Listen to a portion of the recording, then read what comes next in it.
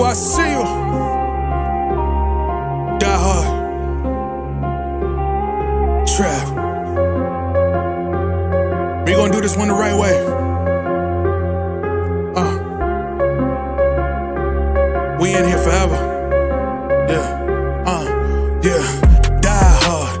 Homie, die hard. You can check the swag, he the realest by far. Swimming in that blue and orange, he the lifeguard. Yeah, he been through pain, at least he got some nice scars. He can smell the trophy, yeah, he need it back to back. Represent himself, his own name is on his back. 10 toes down, try to stop him, he come back. Bandwagon hoppers, he will knock you off your tracks.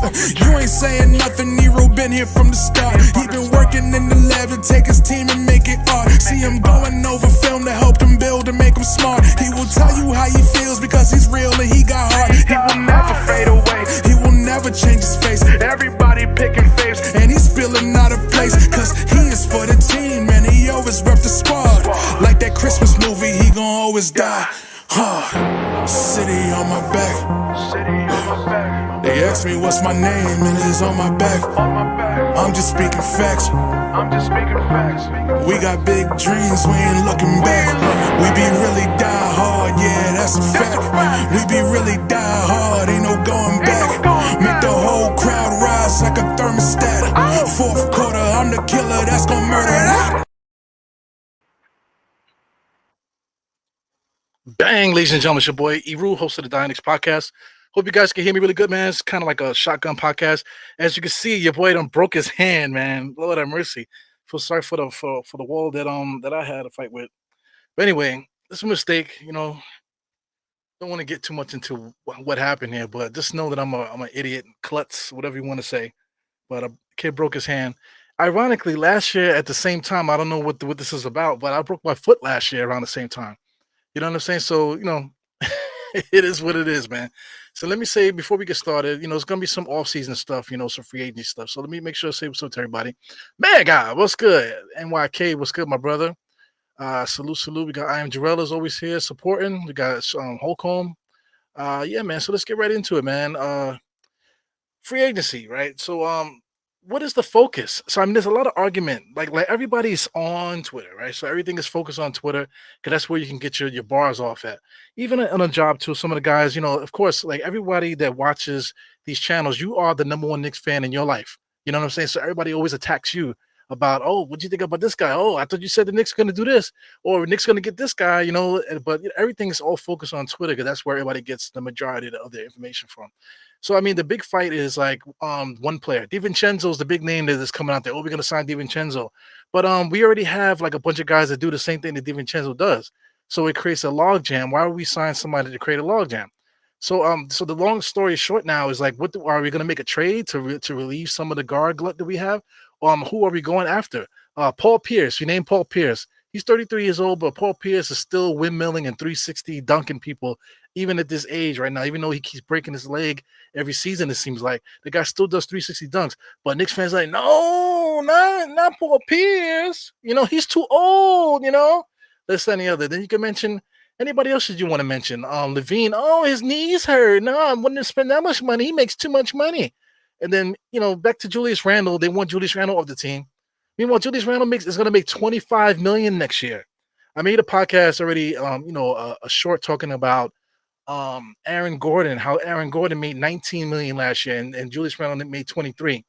So, I mean, what exactly is an expensive contract compared to a bad contract? Of course, guys like Karl Anthony Towns going to make 60-something million a couple years from now. Dame Dollar is going to make almost like $70 million, I think, at one point of his career later on down the line.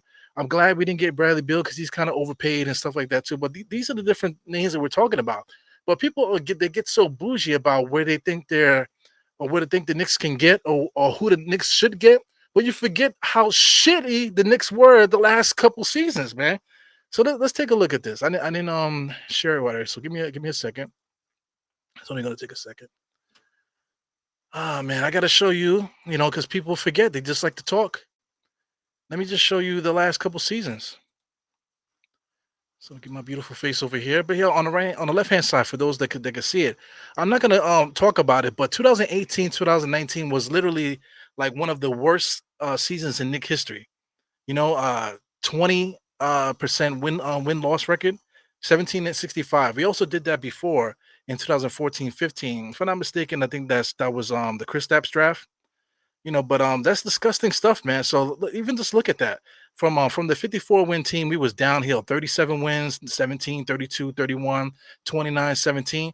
So where does this arrogance come from where the Knicks can't oh, we can't get this guy, that guy's knees hurt, or we can't get that guy because XYZ. So what since when do we have like that arrogance where that guy's like we're too good for that guy, or we don't need that guy, he's not gonna make us better. How is he gonna make us better? Listen, we are trash. We are trying to figure it out. Even recently, I'm going to highlight these four teams today. 2019-20 team was 21 wins, right? 41 wins for the next team. We made the playoffs. Then we missed the playoffs again.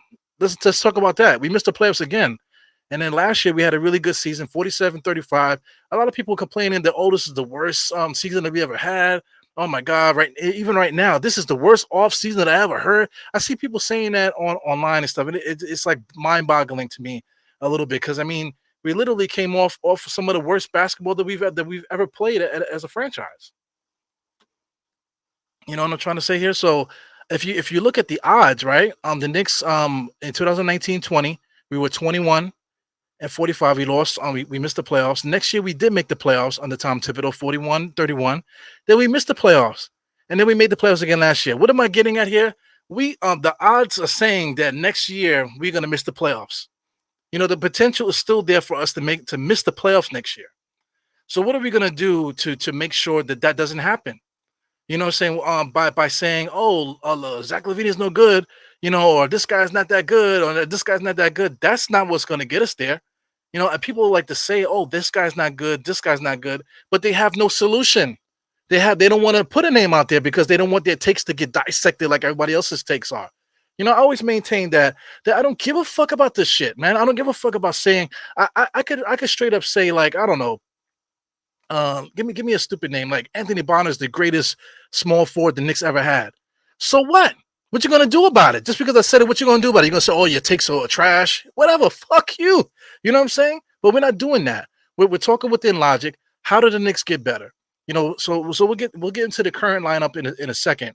But let's take a look at some of the lineups from the past. This is from 2019, 2020. There's some people here that you wish you could slap in the face, and by some people I say Elfrid Payton. For how many years that people were complaining about this guy? Basically two, right? He was a starting point guard for 2 years. He missed the playoffs the first year. Then he actually was a starting point guard for our playoff team, and going up to Atlanta.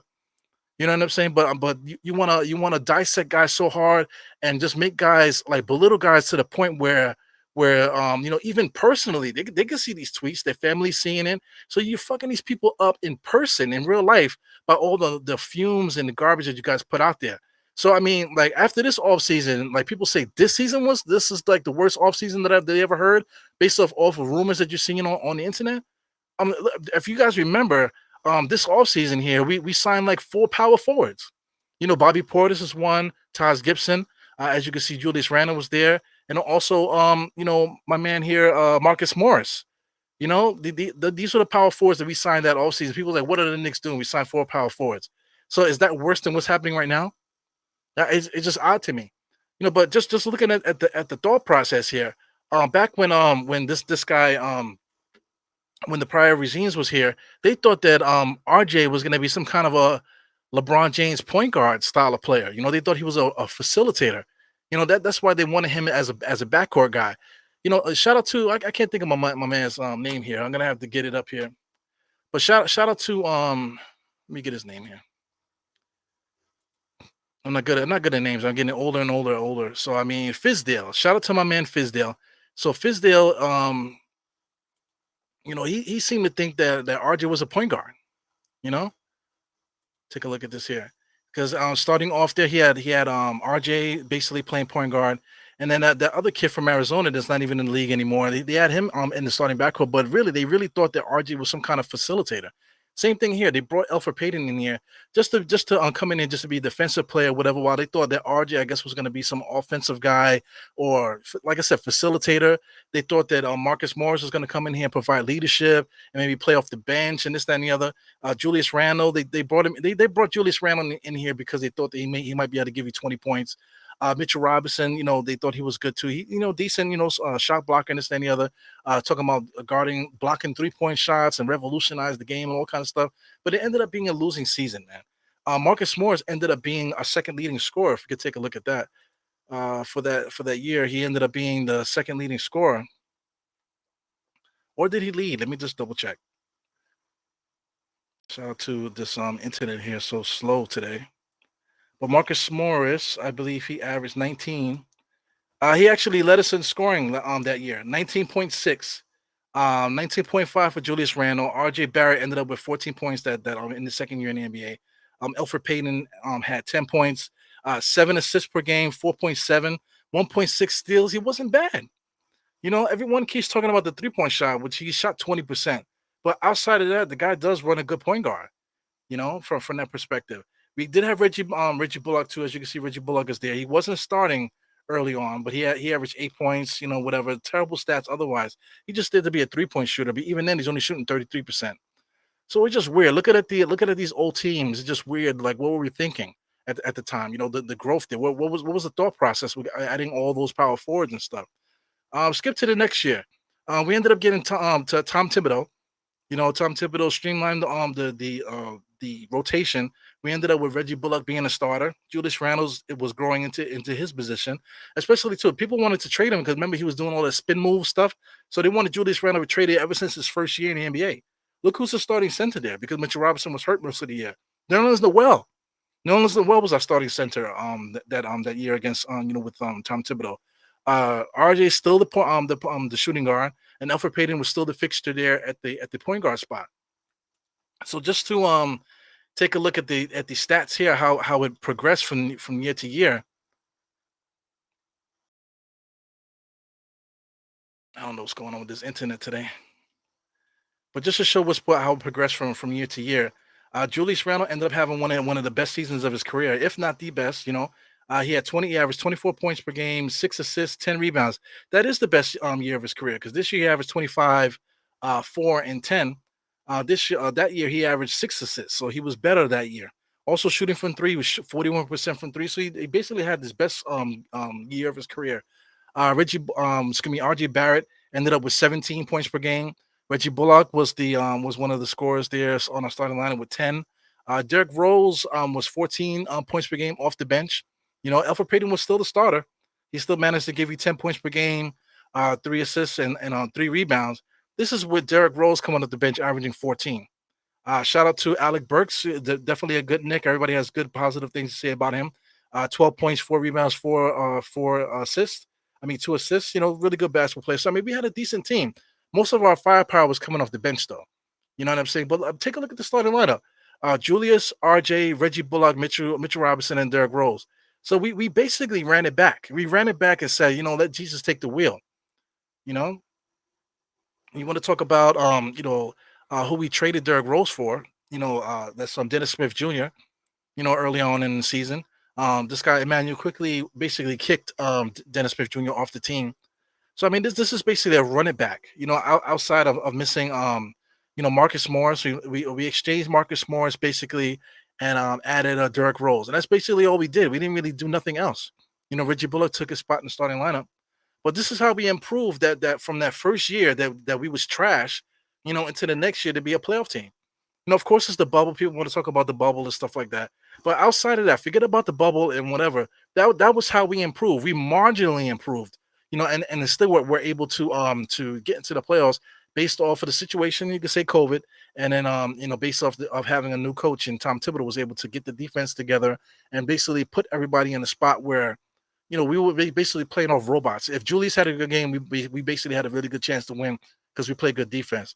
If Derrick Rose was playing good off the bench, we had a good chance too. Alec Burke and all these guys, if all these guys played well, we had a good chance to win.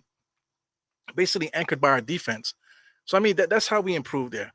But just to keep it moving here, the next year, this is the year I'm talking about. The next season, this is how we improved because the management, they allowed the fans, because of our hatred of Elfrid Payton, they allowed the fans to I want to say romanticize the front office into thinking that we need to get a star point guard.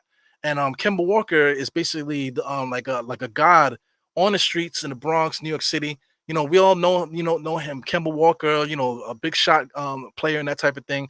Then we were able to get him cheaply. So meanwhile, I was kind of excited about it because I'm thinking we're gonna get him cheaply. He's getting older, yes, but I figured that him being here, playing, half the minutes he used to play, maybe that would be good enough to as an improvement over, at least over Elfrid Payton. But that's how it was. He was like, yo, anybody over Elfrid Payton, right? So I mean, Kemba Walker came in here, and that goes there. Tom Thibodeau destroyed the whole season by emasculating on Kemba Walker. Also Evan Fournier too. Evan Fournier I was excited about too because he was 17, 3-3 for like 4 straight seasons. I want to say, so him coming to the Knicks, I figured that he will probably be close to that. Maybe like 14 to 15 points on this roster, providing us shooting, providing us ball handling and things of that nature. I thought he would make us better because that's what we needed. We needed a starting point guard. That's what everybody was complaining about, and we needed a true shooter, which was on Fournier. RJ Barrett was not a good shooting guard, so RJ Barrett got slid basically to the small forward spot for this season. So anyway, long story short, with Mitchell Robinson being hurt and basically Alec Burks becoming the starting point guard and all the other nonsense that we went through that year, that's why we lost that season. That's why we didn't make the playoffs. A lot of chaos and stuff like that. So one thing I want to say, the offseason before this, it was all song and dance with certain players there, but the season was terrible. So I can't imagine saying that what's happening right now with the Knicks is worse than this. This right here was a like, I can't even describe it. I don't know for anybody in the chat remembers, man. This was horrible because it was a one step forward, two steps back kind of situation. You know what I'm saying? I didn't know how we were going to get past this. I wanted Tom Thibodeau fired at this point. Julius Randle, I wanted him off the team. We had to trade all these guys. I wanted RG off the team. So many different things. Mitchell Robinson, all these guys. I wanted the whole team blowing up and started over basically from this season here.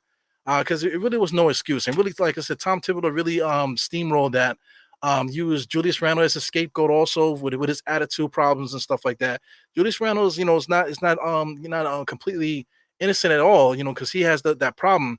But basically, Tom Thibodeau set that fire for everyone to have a horrible season that year.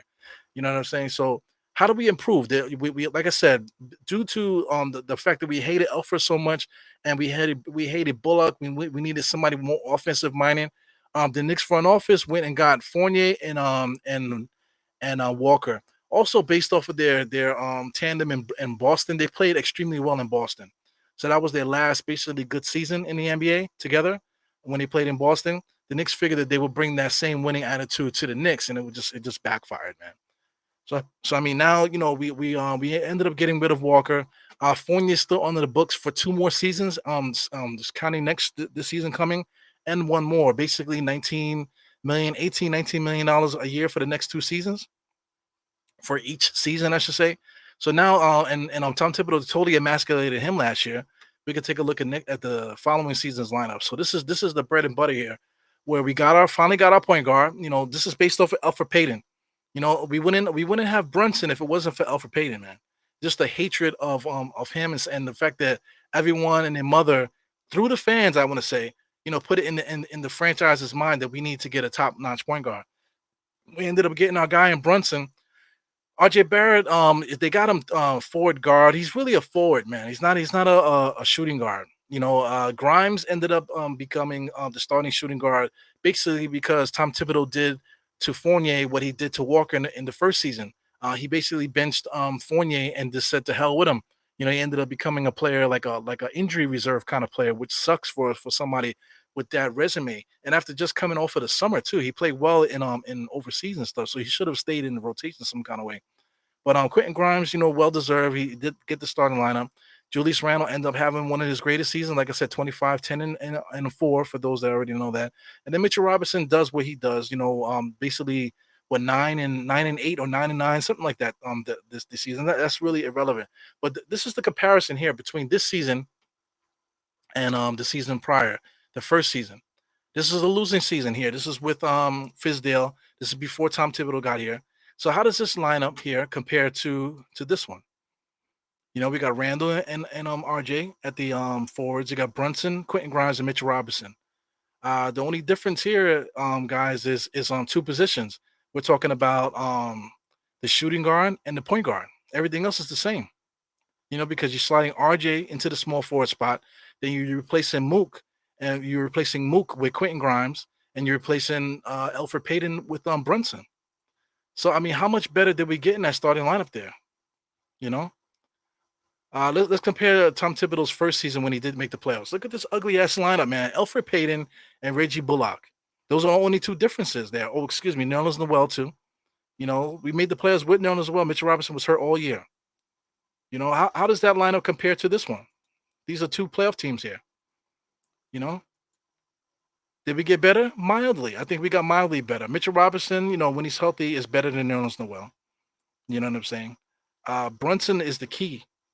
Is absolutely head and shoulders better than Alfred Payton. Defensive wise, I'm not too sure. But everything else, he's just better than Alfred Payton. Passing wise, maybe Alfred is better. But scoring wise and being able to lead point guard and take all the noise and still be able to succeed, that's Jalen Brunson all the way. So and RJ Barrett is there at the small forward spot. We're still waiting for him to become this guy that everyone thinks he can become. Will he ever do that? There's some speculation now that he might be traded for OG. So I'm quite sure we'll talk about that as the all season goes.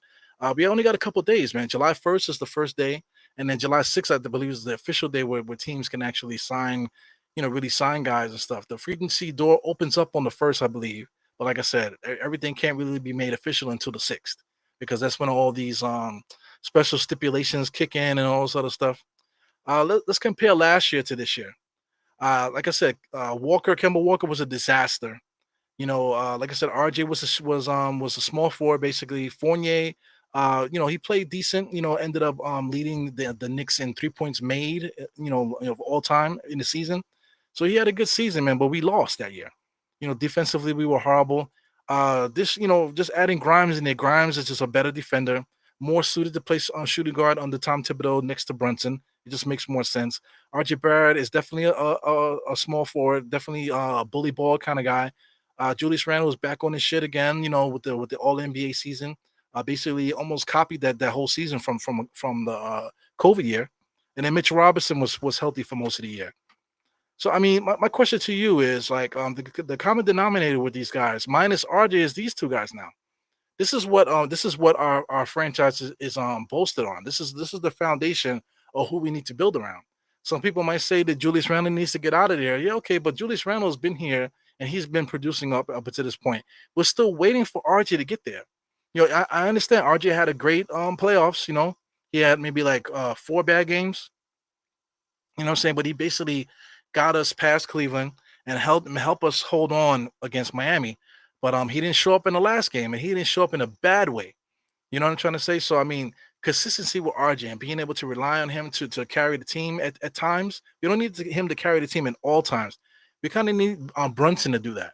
But RJ, he needs to be able to do it sometimes when these guys need that backbone to help them out. You know what I'm saying? So this is the conversation. How do we get better compared to last year? Because I'm trying to say from the years past. Look at these lineups here. Very disgusting lineups. This is the most disgusting one. Because based off of the points per game with Marcus Morris, he averaged 19. I believe Alfred, I said he averaged like 10 or something like that. RJ averaged 14. These guys averaged 19 apiece. Mitchell Robinson was there. We had a decent squad. The bench was decent too, but they didn't make the playoffs. But this ugly ass squad made the playoffs. And then this squad here, where it looked like we just had so much more offensive firepower, we weren't able to make the playoffs with this squad. Now, like I said, the last year was great, but Quentin Grimes is not there yet. Is he? He's not that elite. It doesn't have to be elite, but he's not that bona fide NBA starter yet. He only averaged 10 points per game last year. You know what I'm saying? He missed the moment so many times. He showed us so many flashes. That's what makes it great. So you're hoping for him to make that next step next year. Mitchell Robinson, he hasn't gotten better in 5 years, and the years are going on and on. He was young at one point. Now he's like going to be 26 soon. You know what I'm saying? So I mean, when is he going to get better? When is he going to add something to his game that's going to help us in some kind of way, offensively and defensively? When is he going to get better? He hasn't gotten better. He's basically just, solidified the things that he was doing already, not necessarily getting better at it. You know what I'm trying to say? So here's the question. Like I said, I'm bringing it back to these two guys. How do we get better with these two guys? What do we need on this franchise to get us better? So as I'm talking in, let me just say what's up to you guys. We got a couple new guys up in here. What time is it now? It's getting close there. Not for nothing, guys. I am actually gonna be hanging out with Tony Crow tonight. I believe it's at 8 o'clock. So tune in to Tony Crow show. Knicks and Bruiser. We'll be on there at 8 o'clock, talking about some more stuff like this. But I just want to say what's up to some of the guys here. We got Geraldine is hanging out with us. We got Damian Cox. What's good, man? Yeah, I've been watching the Liberty, man, but the Liberty they've been playing on NBA TV. I've been missing those games. And like I said, I broke my hand. For those that didn't notice, man, I broke my freaking hand, so I'm going through a bunch of stuff. I actually have surgery tomorrow, so if anybody want to give me some well wishes, man, I'm definitely having surgery tomorrow, man. So get that hand right so I can get back to work. Knicks are nice. What's good, man? Thanks for always coming in recently with the contribution. Just scroll down, make sure I say what's up to you guys. Just Knicks, what's good? What's good, guys? YouTube clips. This is my man Luis right here. Because without considering money, I'm fine with Robinson, Randall, Barrett picks for Giannis. Yeah, man. I mean, I don't know if that's gonna happen though. It depends. Like these guys have too much power. With around the front office, like Dame, like they said, oh, Dame gonna stay or they gonna go? Oh, we'll see if Dame stays. Dame has no choices on the contract, man. He doesn't have a no trade clause, so he's not going nowhere. So truthfully, Portland could be an asshole and just trade him to whatever team he wants to be traded to. Whatever Portland wants him to go, not where Dame wants to go. Dame can't choose his team, but people talk that way. People talk like, yeah, he could choose his team. He can't choose his team. So I did mention OG a little earlier, man. OG is and will be better than RJ. Listen, OG is like 26, if he's not 27 already. He fits with the experience standpoint. Also, too, we're not gonna have to worry about RJ because RJ always takes a month or so to warm up. OG is gonna be ready to go. You know what I'm saying? If OG is hurt, he comes back. He's usually right on point, ready to go. RJ needs to get warmed up at all times. Also, RJ is a volume scorer. OG is not. OG really plays more within the flow of offense and stuff like that. So that's something to keep in mind as well. He's really like a fourth option, on a championship team, possibly fifth option, just like a decoy kind of guy. He does have the potential to be right along the lines of where RG is now as a third string on a winning team. But you just got to be careful with what you wish for, man. We get OG here. His defense is I mean his steals alone. I think he averaged 1.9 steals last year. So I mean he's definitely going to improve us on defense head and shoulders above what RJ was doing. You know what I'm saying? And he's going to do it with a smile. But everything else too, finishing, driving, passing, everything he does better than RJ. Like RJ is just a volume kind of guy. But I do love the way that RJ barrels his way to the basket. He showed a finishing ability in the playoffs, man. That might be feast or famine. I don't know what you want to say that is, man. But I mean, I would hate to lose RJ. But if we get an OG here for RJ and possibly getting something else sprinkled in there, I'm with it. So we just need to get better. Like I mentioned with the other lineups, that's the whole point of me showing of me dragging that on there because I just want to show you the different lineups we had over the years. How do we get better? There is a blueprint for us to get better. We can get better, but one thing is we can't be afraid not to get better. I was talking about guys that are so good around the league, the 26 points per game, all NBA teams. I'm like, no, those guys are not good. They're injury prone. They always got to find some flaw that you want to harp on, and you want to trade Julius too. So what you want to do? You just want to have Brunson and who surrounding him? You got to say a name for those that keep saying get rid of this guy, that guy. How do we replace them? It's not going to be Obi. Obi's not going to be the guy. Obi's not going to average 25 on 10 and 4, bro. You know what I'm saying? Some people say yes, he will, but he can barely average 10. You know what I'm saying? It's just weird. Quickly, he was a sixth man of the year last year. I mentioned, hey, maybe we can, save some money and maybe just make him the starting shooter guard. People are like, hell no. Everything is just always just like dead in the water. So how do we get better then? What do we do to get better? Nobody wants to spend money. So you give examples of how we can keep things in house and not make these trades. But no, we need to do that. And then there's certain players that around the league that people want that we just don't have we just can't get them. That's why we keep talking about guys like Dante DiVincenzo. because he's not really looked around on the league as somebody that's going to be like a starting shooting guard or whatever. But we can see his value if we was to make a trade or something like that. I think getting Dante might put a might actually uplift the practice game for the Knicks. They'll see somebody like Dante and know that listen, this is the guy we got to play better than. And Dante's definitely going to get the shake over even guys that we have on the roster. Dante's going to get the shake over them if they're not better. If they don't come into camp proving that they're better than this guy, DiVincenzo might come in there and become that starting shooting guard for us, man. You know what I'm trying to say? And then now you can start talking about putting guys in trades at the trade deadline.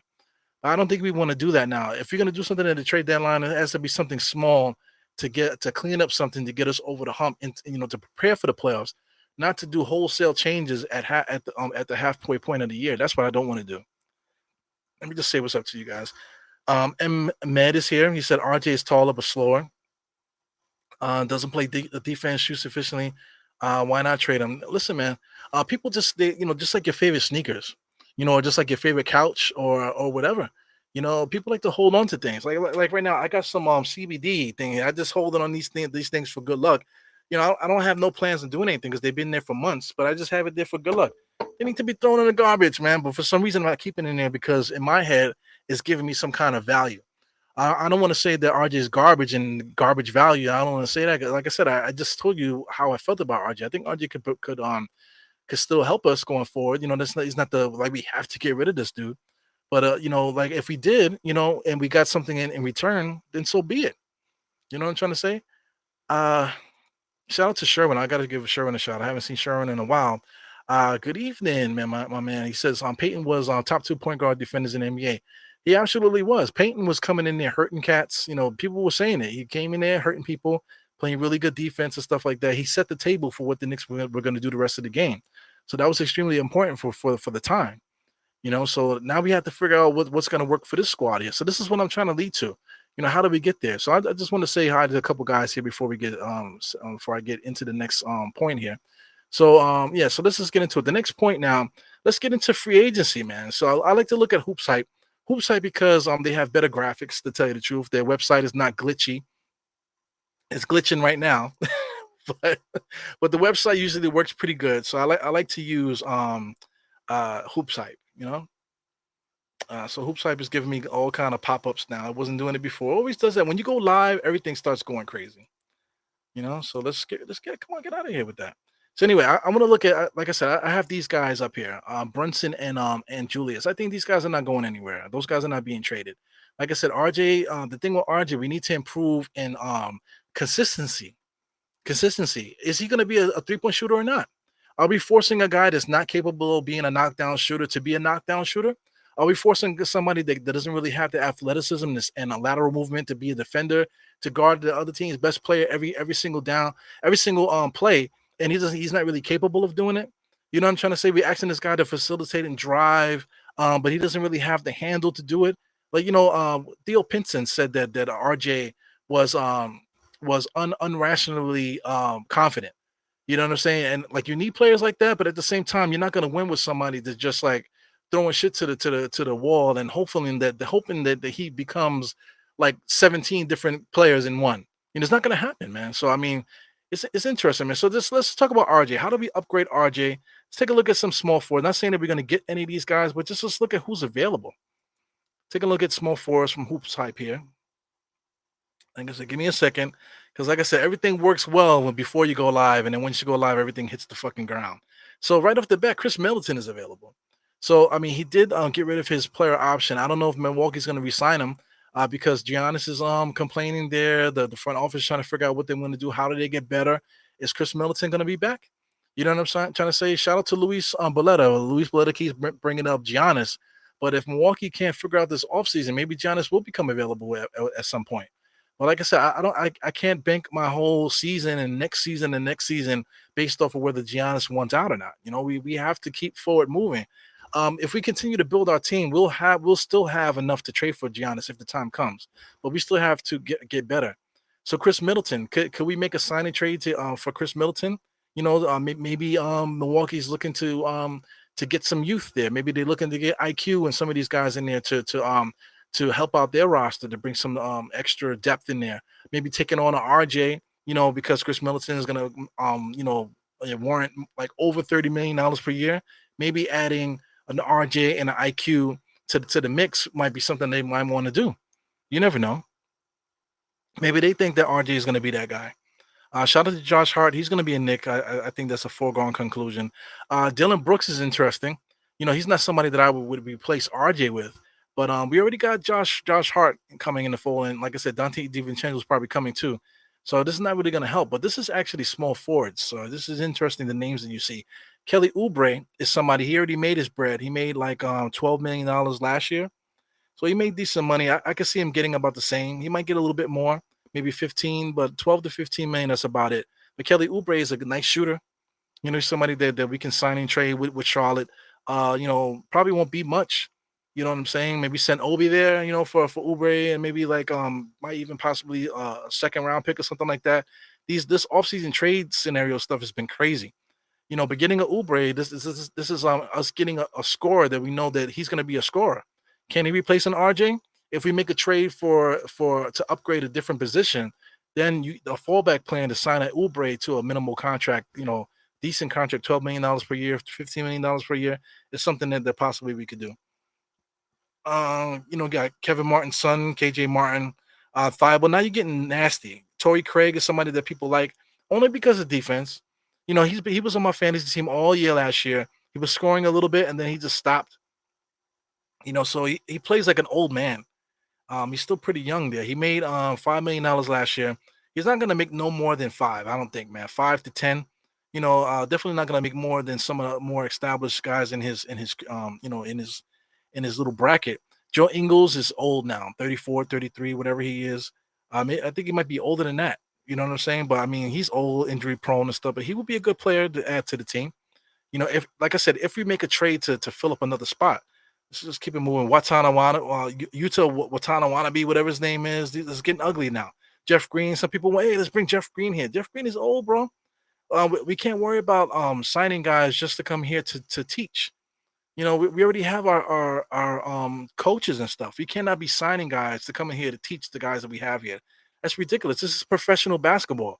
If we want to hire Jeff Green to come in and train me, for my hoop dreams, by all means, let's bring Jeff Green to Evil's crib and let's train Evil to be the next point guard of the Knicks at 40 something years old. Let's do that. You know what I'm saying? But we're not doing that. We already have our professional players and our professional coaches, so that should be the end of it. Jay Crowder is another guy up in age, and is this somebody that we can add to the team to make us better? Do we just need like a veteran defender, 3-point shooter come off the bench? Is that all we need? This is somebody that we could pick up. He's right now I want to say around the league, people are souring on him just based off of what he did last year. So his asking price might not be so high. He made 10 million. I could see him making 5 to 10 again. Probably 8. Somewhere in between there. This is just all the small force of Cam Reddish. Talk about Cam Reddish. I didn't want to mention Cam Reddish, but I just happened to scroll to him. But Cam Reddish is out the league right now. Portland basically got rid of the restriction. So Cam is an unrestricted free agent right now, and it's weird. Like this dude is literally out the NBA, and this was a big debate that we had last year whether or not he was going to be this, that, and the other. Motherfucker's out the league right now. Is possibly somebody's going to sign him because he's still young. He still has the potential. Well, as I scroll to the next player, Troy Brown. What's the difference between Troy Brown and Cam Reddish at this point?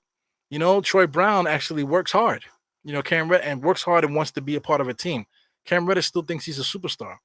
Some odd shit there. But I'm gonna leave it there. So that's just a small forward spot there. How can we upgrade over RJ?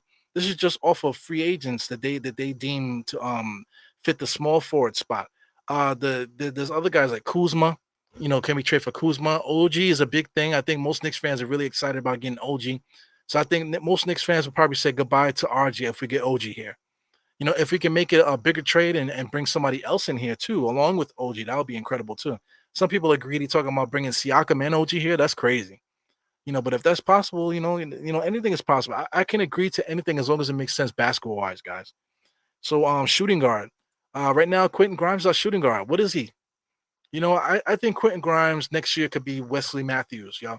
You know what I'm saying? Or maybe a Buddy Hield. If he could be between Buddy Hield and Wesley Matthews, I think that's a good thing for Grimes. But we are banking on that. The number one guy here with a player option is Jordan Clarkson. Jordan Clarkson would be fantastic playing next to Brunson, man, because Jordan Clarkson has an elite. You want to talk about elite? The word elite is thrown around too much, but this guy Jordan Clarkson is elite ball handler. Can get himself anywhere on the floor.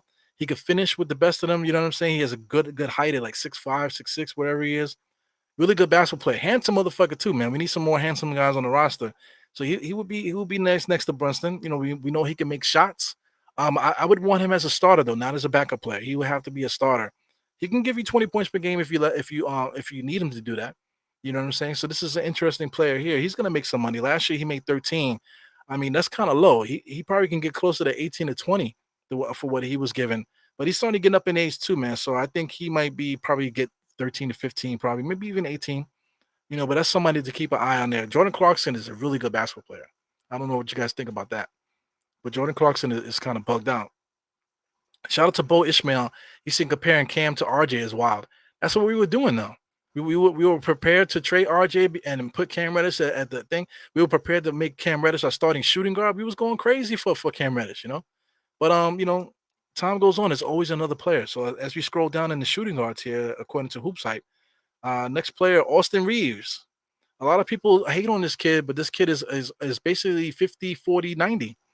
He shot 50 something percent from the field last year. Basically 39% from three, almost 40. And he shot like if I'm not mistaken, I think he shot like 90 something percent from the free throw, man. Let me just check his numbers. I don't need to lie. 52% from the free throw, from the field goal, 39% from three. And I think he did shoot 90% from if it's not 90, he shot 80%. He definitely shot a big time percentage at the free throw line. So I mean, this guy's is a good shooter and he's young. 13 points per game, 3 rebounds, 3 assists on a starting LA Lakers team that made the playoffs. So this kid's gonna make money. Last year he only made 1.5. He's probably gonna make closer to 20. Somebody's gonna pay him. It might be the Lakers. It could be any other team too, man. The Knicks could probably pick him up too. Who knows? He's playing overseas right now with the USA team, so it's interesting. Let's keep scrolling. We got Bruce Brown. He's going back to Denver. They already said that already. He's basically going back to Denver. DiVincenzo. We're talking about guards here, shooting guards. DiVincenzo. He has the height, 6'4", prototypical shooting guard, closer to 6'5", I want to say. His ball handling is pretty good for his size. Shooting is really good. If you want to talk about somebody that has percentages, last year his percentages were pretty good too. 43% from the field, which is not all that great. 39% from the 3-point range. But I don't know if there's something wrong there because if you look at the 2-point percentage, DiVincenzo shot 50 something percent on 2-point shots. So I don't know how the math ends up with him being 43% from the field when he's shooting 39% from three. So that's interesting. I believe he shot 80% from the free throw line. So I think Austin Reeves really did shoot 90% from the free throw. If anybody got those stats up or taking a look at it now while I'm talking about it. But DiVincenzo's a good player, man. I would love to get him. He's one of those guys that if the shot comes to him and the 3-point needs to be made, he can make timely 3-point shots. So this is something that we really need. That's what he's going to bring. He's going to bring that timely 3-point shooter, that timely scorer kind of thing. He might drive and dunk on the whole team. He just surprises you. He's a really good basketball player, man. So if we can get him, and that's going to be a positive for us. Karis LeVert can't shoot to save his life, man. It says here that he shot 39% from three. I don't know about that. 43% from the field. He only scored 12. In Brooklyn, he played excellent, 19 points per game in Brooklyn. They haven't given him a starting lineup, chance since. But this guy is a sleeper too, man. He can create his own shot. He gave us problems in the playoffs, but let's make it clear that Cleveland benched this guy the entire year. And then when they needed him, in order for the Knicks not to sweep them and totally embarrass them and rip them off the court, they had to give this guy the ball and make him create on his own. So that's on them there, the Cleveland Cavaliers. But Caris LeVert is a good basketball player. Can he replace RJ in the lineup? Possibly. Can he replace a Quentin Grimes in the lineup? That's possible too, just because of the simple fact that this guy can create his own shot. Quentin Grimes he's got to display that. If he doesn't display that, we got to look elsewhere. Like I said, this is just free agents. Got Max Strus here. You got Malik Beasley's another guy. Malik Beasley. He kind of like threw up last year. He didn't really have the greatest season. But 13 points per game, three rebounds, 1.7 assists is pretty good. He didn't really contribute too much in the playoffs though. So people put a lot of emphasis on that. Like I said, Max Strus, I kind of bypassed him, but Max Strus was a timely 3-point shooter. He's gonna get paid. I think he made 1.8. He's definitely gonna make more than that somewhere. I don't know if the Knicks wanna overpay for somebody like that, but somebody like him, we know that he can hit timely 3-point shots. So that's somebody that we can keep an eye on as well. Lonnie Walker, potential to be so much better than what he is. 11 points per game, 1.9 rebounds, ugly, 1 assist per game, made $6 million per year. He's looking at like one of those minimum contracts, man. But the potential wise, as an athlete, the guy, he could be like Sprewell, but then he can also be like the worst shooting guard you ever seen too. So I mean, that guy is bugged out. Kobe White, now it's starting to get ugly. Steph Curry is another guy that people keep talking about. We need to bring here. Steph Curry's like 32. Going to be 33 soon. 9 points per game, one rebound, 1 assist. What are we doing here? 46% from the field goal, 40% from three. For a 40% 3-point shooter, for a guy that's getting older that doesn't really play defense like that, he gets scraped left and right. Steph Curry. So he's not gonna defend. You just want his jump shot. He's not Steph Curry. He's Seth Curry. You know what I'm saying? He's his brother. It's getting old, man.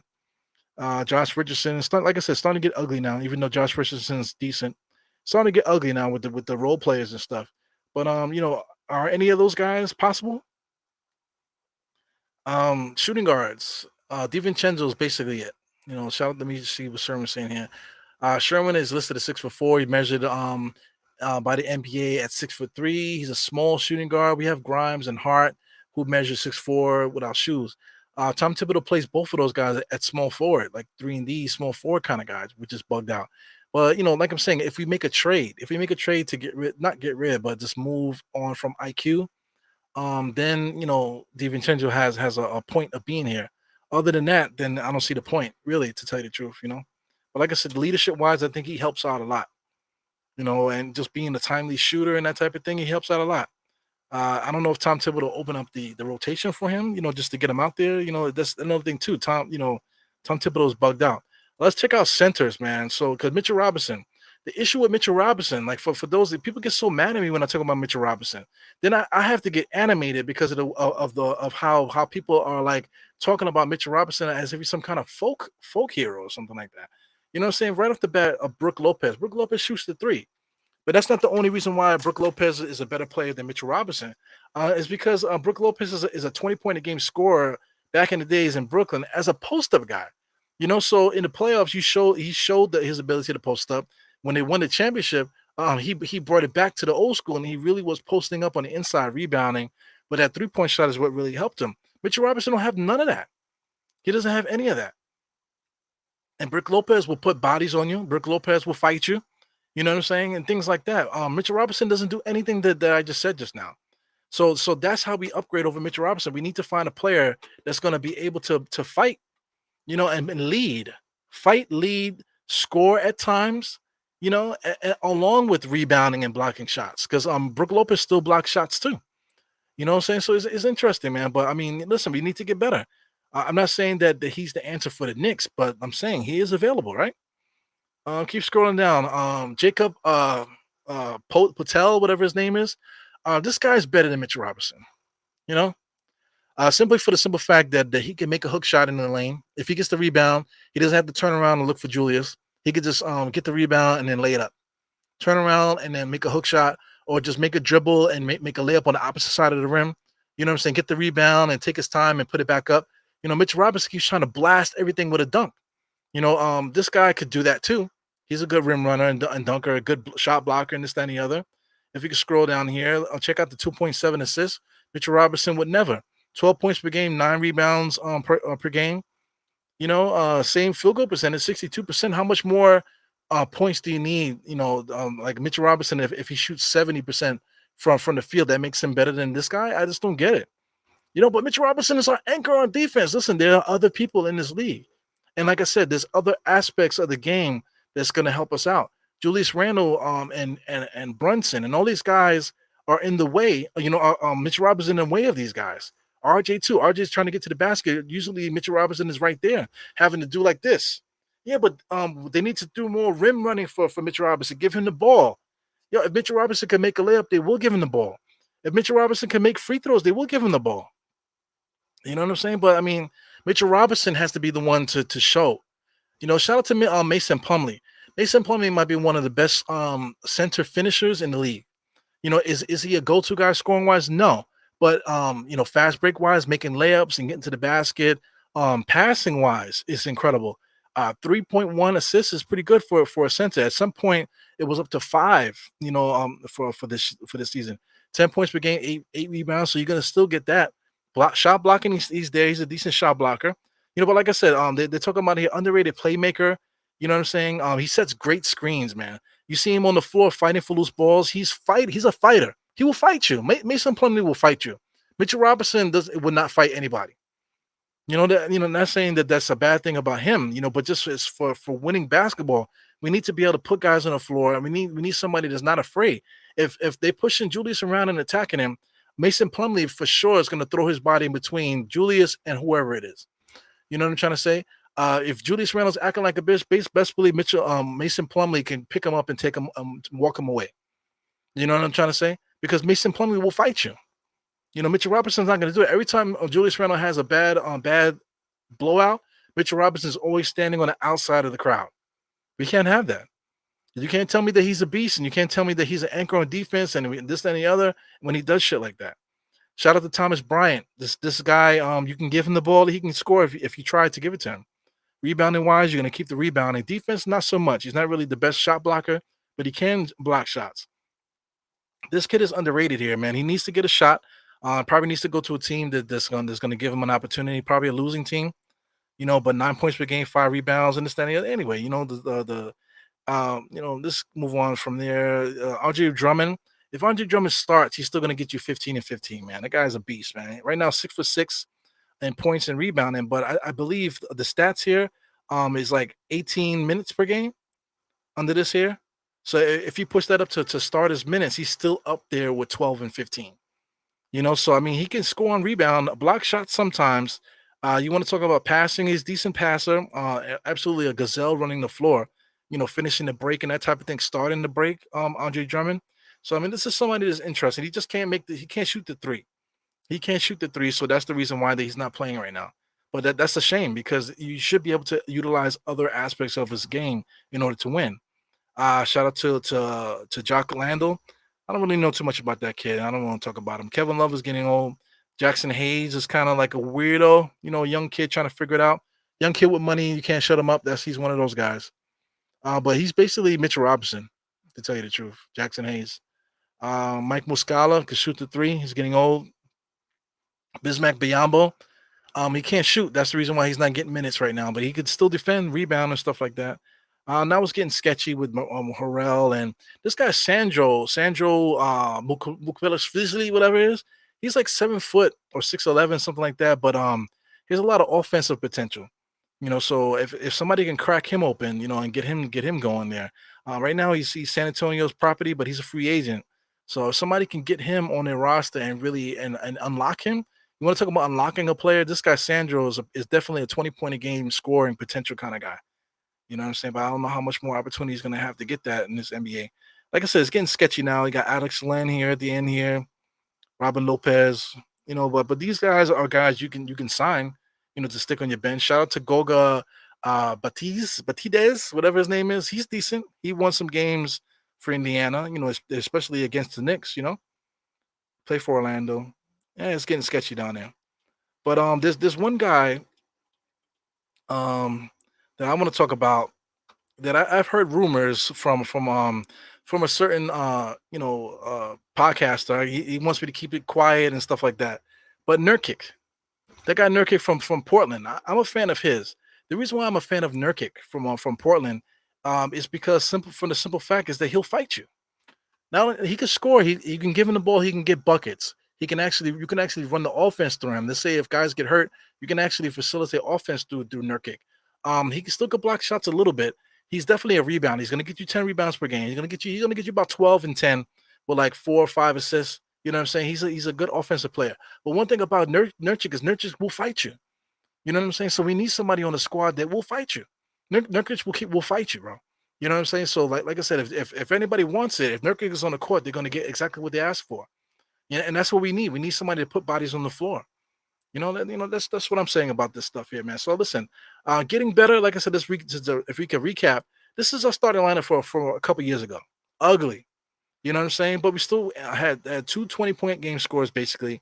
RJ averaged 14. Alfred Payton was decent with 7 assists per game. Decent steals and stuff like that. So we had a decent score, but we lost. We didn't make the playoffs. This is the starting lineup that actually made the playoffs in the COVID year. Alfred Payton still was a starting point guard. RJ was a shooting guard. We got Reggie Bullock, who is disgusting.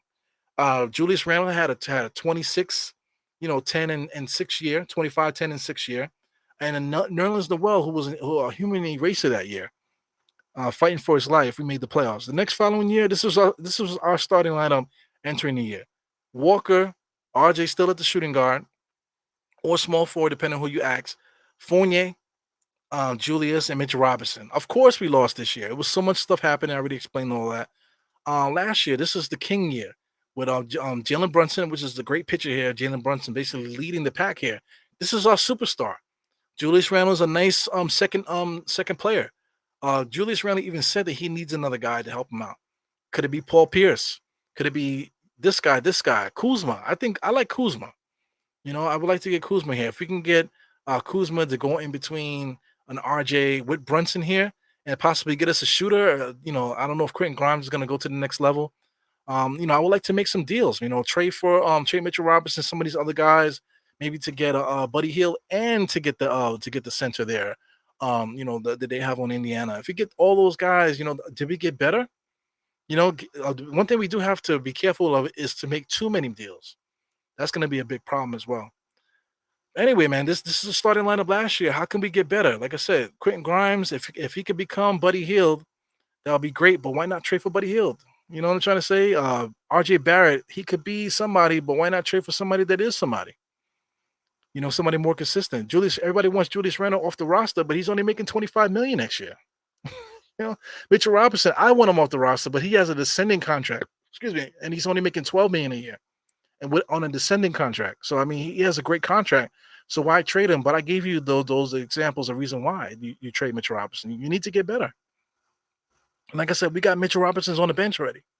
You know what I'm saying? So it is what it is. So anyway, these are our two guys here. What can we do to make our team better? That's really what I'm here to talk about, man. I really love the Knicks, and I want the Knicks to get better. It's my favorite team. Waste a lot of time talking about the Knicks. Like I say, I'm walking here with a broken hand. Doing everything left-handed right now, trying my best to still knock this stuff out, man. But I really love the Knicks. I feel like the Knicks are very close. We have our point guard. So what can we do to make the game easier for Jalen to do his thing and for Julius to do his thing as well? How do we do it? How do we add players here that's gonna fix our floors? We need a more consistent scorer out of RJ. We need to get a professional guy in here. Kuzma could be that guy. Paul Pierce is definitely that guy. OG is definitely going to bring in more consistency, better defense, absolutely. You know what I'm trying to say? So can we get any of those guys to replace RJ to get better? You know what I'm saying? Shooting guard wise, Quentin Grimes averaged 10 points. Can Quentin Grimes show up next year and at least give us 15? If he can't, then that's when guys like DiVincenzo come in. And like I said, other trades if we possibly go that route. You know what I'm saying? Could upgrade the shooting guard spot. This is a conversation that we need to have, right? Rather than arguing each other about stupid shit, we need to come up with solutions on how we can get this squad better. Can we do anything about it? Not me personally, but somebody's gonna watch this video. Not just you. Not just my mom and my freaking cousin and my sister. You know what I'm saying? Other people are watching. So if some people are watching, might hear something, maybe it might put a bug in somebody's ear. Rather than constantly arguing about, oh, get rid of Julius Randle, no. Oh, Zach LaVine knees is on. Let's talk about something that we can progress the conversation with. You know what I'm trying to say? Let's talk about basketball. Keep it a basketball conversation. You know what I'm saying? So anyway, let me scroll back a little bit. Right now we're at according to my clock here, 7:24. That shit is wrong. It's about 7:10. So I'm gonna go back to about 7 o'clock with comments we're starting here, just so I can see what you guys are talking about. We got some laughs here. I don't know what was funny. Somebody said something funny. Send RJ for Ingram. I think the Pelicans love Ingram. I don't think he's going anywhere. Yeah, man, hit the thumbs up, guys. I know you see the scrolling thing at the bottom. Hit the thumbs up if you're nasty. Once again, before we get any further with that, I am running the New York City Marathon, so I forgot to mention that too. So I'm running the New York City Marathon. So thank you so much for those that have contributed to it. Shout out to Harlem CEO. That's what reminded me, man. Harlem gave me $100, man. He didn't give it to me. He gave it to the Garden of Dreams. So the Garden of Dreams is who I'm running for. So once again, I am running the New York City Marathon. I'm running the marathon regardless, but I do have to come up with three bands in order to run the thing. I will be able to do that. The three bands is not the issue. But if anybody wants to contribute to this thing, I'm doing this left-handed, guys. Sorry about that. Come on, come on, come on. Yeah, if anybody wants to contribute to the cause there, this is it here. I got 18% done so far. 545. This is basically all you guys, all your support here. So shout out to everybody here. As it gets close to the race, everybody that contributes, I'm gonna make a T-shirt and put that T-shirt, and wear that T-shirt on race day. So that's what I'm planning on doing with that. I also would like to do a give back get together or something like that if I can, for those that contribute to this cause here. So like I said, this money's not going to my pocket. It's going directly to Garden of Dreams. You know what I'm saying? So if you want to contribute or give to Garden of Dreams, this is a good way to do that. It's tax deductible and things of that nature. So as soon as you donate, they send you a receipt that you could present to your tax provider and stuff like that. So for those that already contributed, you already know the deal. You got the information and stuff like that. So anybody else wanted to contribute, please help out the cause, man. Um, like I said, it's on justgiving.com fundraising on the Die Hard Knicks. You know what I'm saying? So let me just put that in the chat here really quick before we continue. I just want to talk to my commenters here, and then we can wrap this up. Let's start with this one. He says Brunson and Randall are in their prime years. Can't waste it. That's so important, man. That's so important. We can't waste years waiting for Quentin Grimes to figure it out. We can't waste another year of RJ still trying to figure it out. We can't waste another year of Mitchell Robinson getting better. You know what I'm saying? It's like we just can't do it.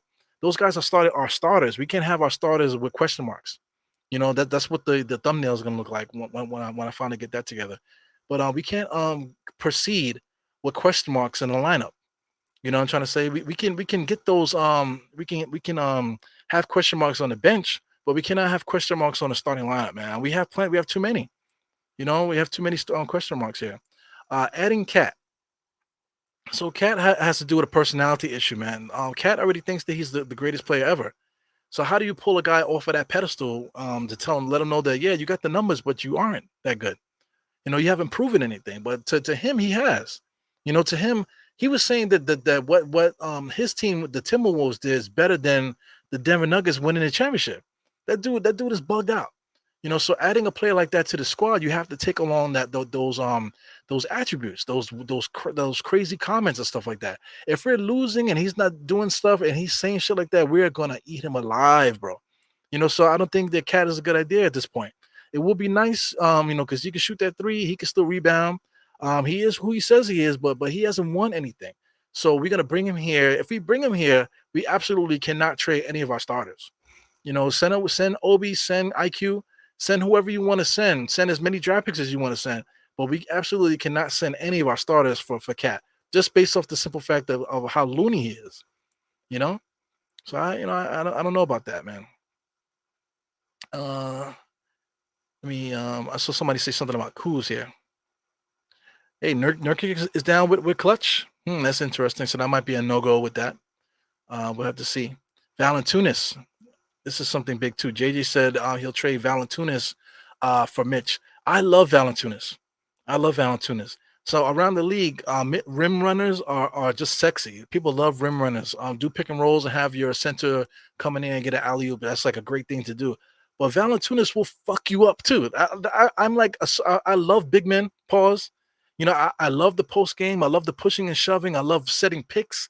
I love little guys trying to step to the big guys and then the big guys looking down on them. You know what I'm saying? I love post moves. I love fighting in the paint. So Valanciunas is going to bring that. Lateral movement and blocking shots, he's not. That's why you got to have somebody come off the bench to bring you that. But this guy Valanciunas will give you 18 points per game, easy. And he's going to get you rebounds. And he still plays good defense. He's just not a shot blocker. You know what I'm saying? Like I said, and Valanciunas will fuck you up. You know what I'm saying? And you don't want to cross Valanciunas, and next thing you know, you got some two black SUVs standing in your backyard. I mean, excuse me, in your front yard. You know what I'm trying to say? So Valanciunas is good. Nurkic is the same kind of player too. Valanciunas is a better scorer though. I see some Kuzma stuff here. Shout out to Knicks One Daily. He said Kuz got the same size, pause, yes, archetype as a point guard as Paul George. I see what you're saying. That's a scoring wing that I'm looking for. 27 years old, yeah. Like I said, somebody just mentioned timeline. We want to talk about Julius and these guys are all on the same timeline. Then adding Kuzma, solidifies that. Kuzma, I think Kuzma is absolutely ready to break out to be that big time 20 something point scorer. I got a chance to see him play live twice with Sim. We went down to Washington D.C. and was able to watch those guys play. And Kyle Kuzma is a very good basketball player, man. He has a lot of smooth moves, a lot of go-to moves. At one point, man, that guy was kicking our ass, man. He looked like I don't want to say Kobe because that's so cliche.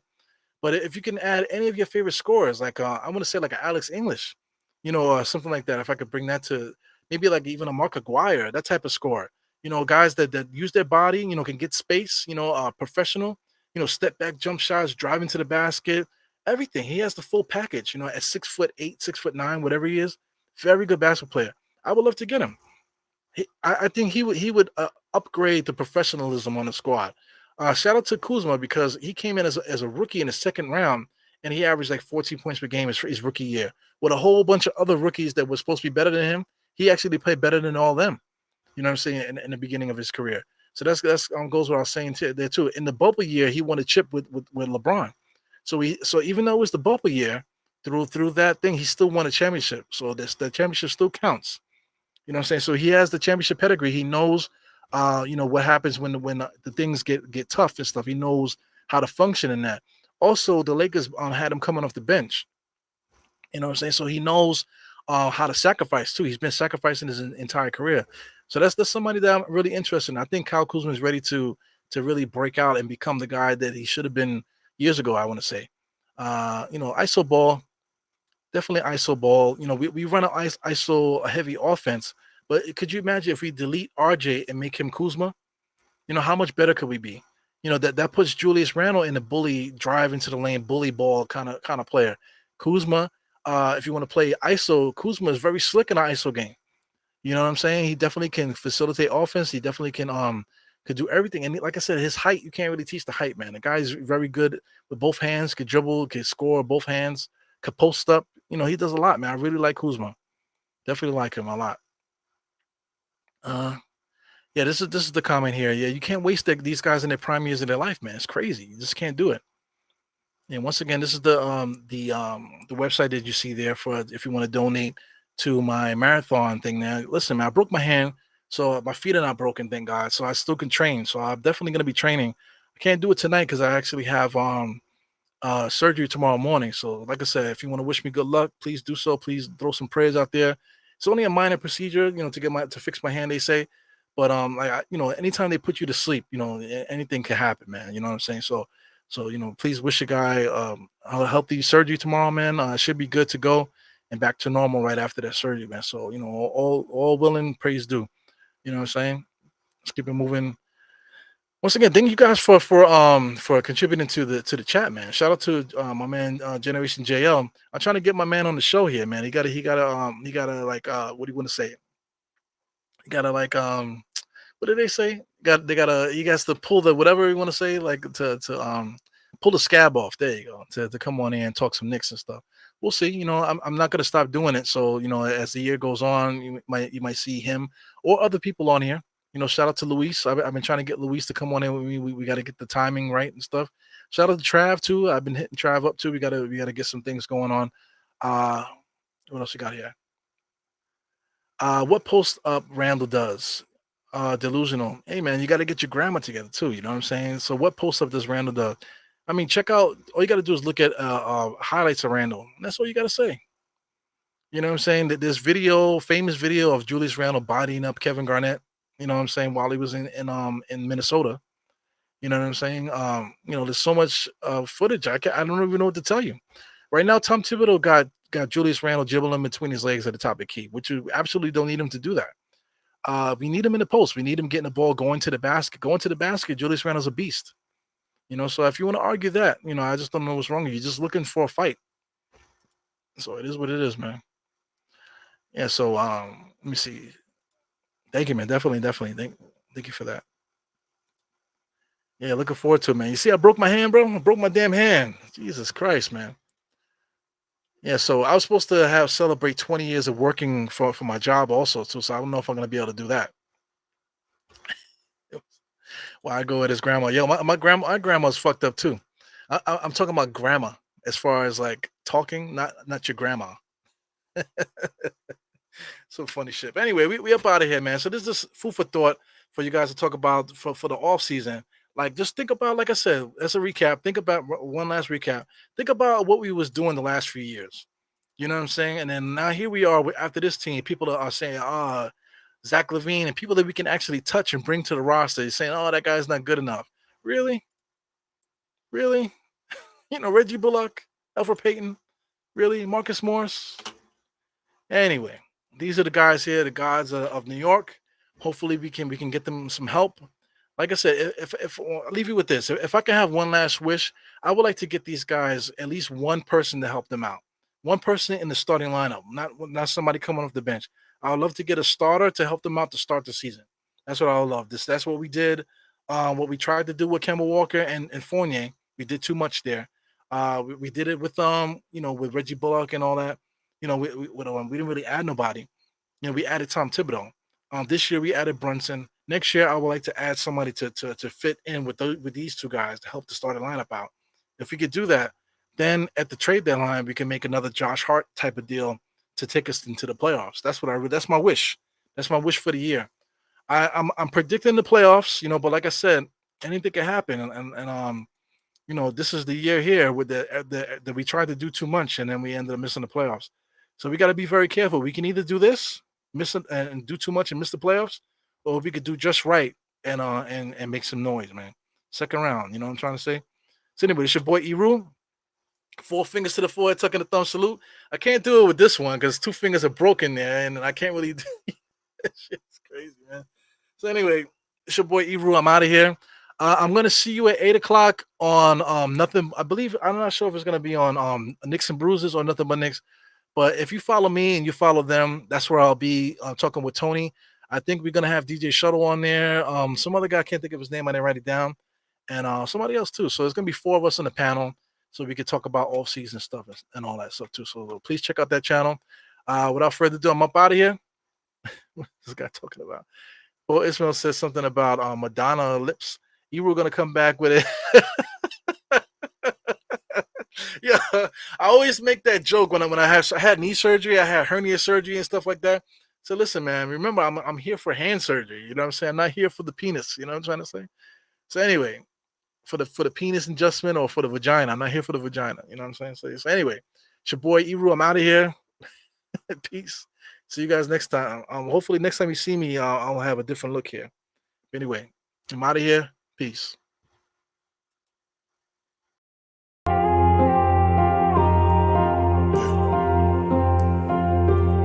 Eru, I see you. Die hard. Trap. We gonna do this one the right way. We in here forever. Yeah. Die hard. Homie, die hard. You can check the swag, he the realest by far. Swimming in that blue and orange, he the lifeguard. Yeah, he been through pain, at least he got some nice scars. He can smell the trophy, yeah, you need it back to back. Represent himself, his own name is on his back. 10 toes down, try to stop him, he come back. Bandwagon hoppers, he will knock you off your tracks. You ain't saying nothing, Nero been here from the start. He been working in the lab to take his team and make it art. See him going over film to help him build and make him smart. He will tell you how he feels because he's real and he got heart. He will never fade away, he will never change his face. Everybody picking faves, and he's feeling out of place. Cause he is for the team, and he always rep the squad. Like that Christmas movie, he gon' always die hard. City on my back. They ask me what's my name and it's on my back. I'm just speaking facts. We got big dreams, we ain't looking back. We be really die hard, yeah, that's a fact. We be really die hard, ain't no going back. Make the whole crowd rise like a thermostat. Fourth quarter, I'm the killer, that's gon'